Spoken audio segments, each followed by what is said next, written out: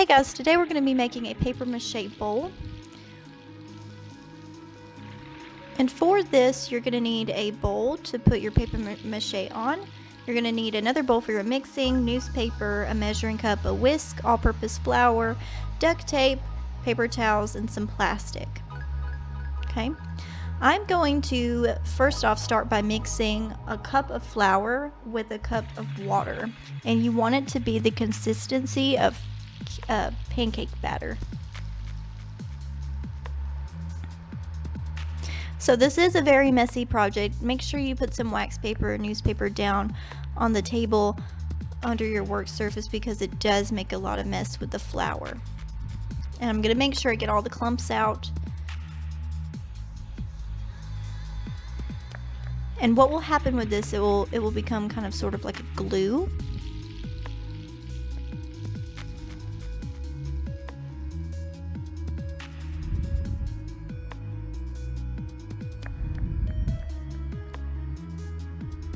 Now, once I have the consistency that I need it to be, I'm going to take my plastic and put it over the bowl that I'm going to be using as my form.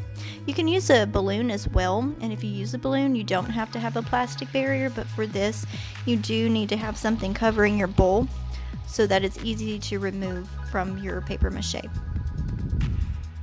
Okay, so I've cut my plastic down to the size I need it to be, and I'm going to tape it to the inside of my bowl so that it stays. You can also do this with saran wrap.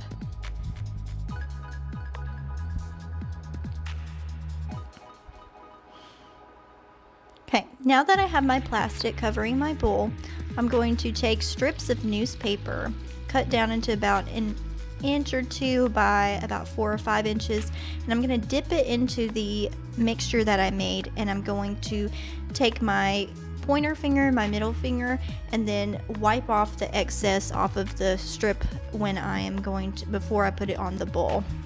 You basically just want to kind of squeeze out you don't want to have too much of your flour on there. Okay, and make sure you smooth it out. I'm going to crisscross as well as I'm layering these. And smoothing out any bubbles or ripples that form as I layer them on. So I'm going to keep on adding layers. You want about 3 or 4 layers, and you want it to be pretty sturdy.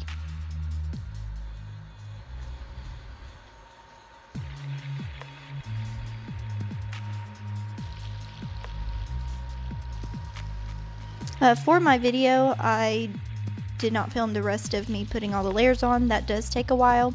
So I'm just giving you the idea of how you could layer the strips.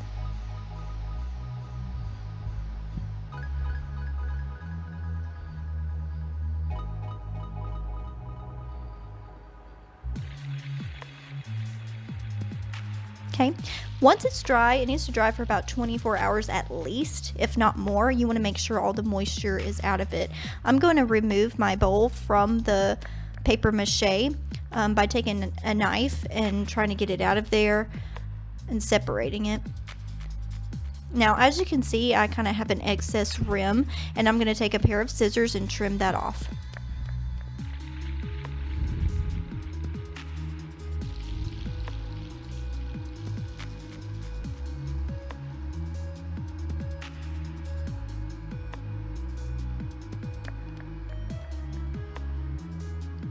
Okay, once I have my edge trimmed, I'm going to take a piece of sandpaper and just lightly go in and sand some of that extra plaster that's dried down, just so that I have a smooth base to work with when I put my Mod Podge on.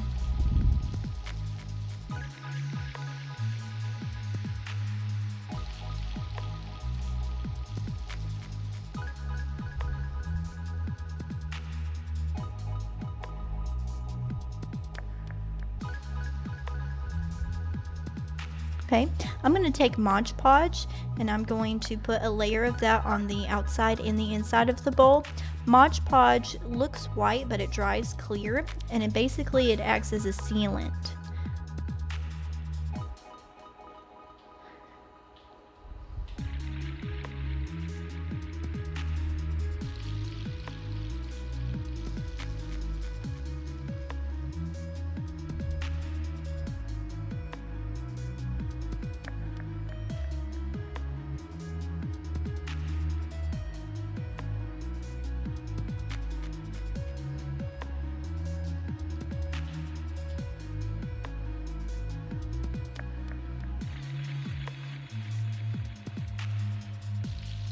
Okay, the Mod Podge has to dry for at least an hour. I would give it probably 2 or 3 hours just to be safe. Then I'm going to put a layer of gesso. Gesso is a white primer that you put on something that is not canvas so that acrylic paint can attach to it better. I'm going to put a layer of flat pink because I'm going to make mine a blacklight bowl, and before I put the fluorescent color on, I need a layer that is not fluorescent. I'm going to paint the inside and the outside and try my best to get rid of any paintbrush marks as I smooth out the paint. Okay, once my first layer dries, I can put the fluorescent layer on.